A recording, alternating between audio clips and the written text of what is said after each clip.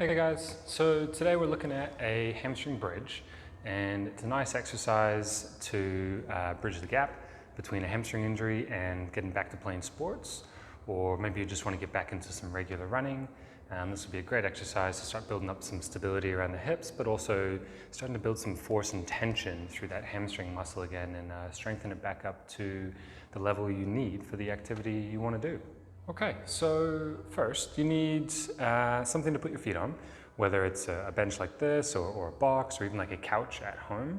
You can have a mat if you want. And let's go through a couple of the technique side of things.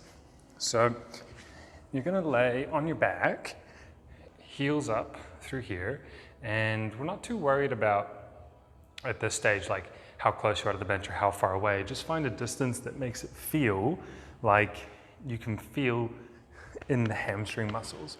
If you're starting to feel closer to the knee joint or closer to the hip joint, back off a little bit and readjust. And you'll find a distance from the bench that enables you to feel it in here. And so to start with, all I want you to do is just lift up. So you're just lifting your hips up to the sky and then back down. And you just run through a few of these and get an idea of how many you can do. And if these are actually feeling quite easy, like no problem, then the stability challenge comes in where you lift the other leg off. And by doing that, your body has to create some stability from stopping you from falling and rotating to the side like this. So you have to hold yourself as you go through these ranges. If you wanted to get a little bit harder in the future and you're quite confident in like the strength of your hamstring and you're not feeling cautious about it, then extending a little bit further out is going to ask the hamstring end at the hip to do a little more work. So now we're doing a little more at the hip. Down into here, the knee has to stabilize a lot more along with some of the ankle muscles. So try and go through the heel and think about crushing the bench into the ground.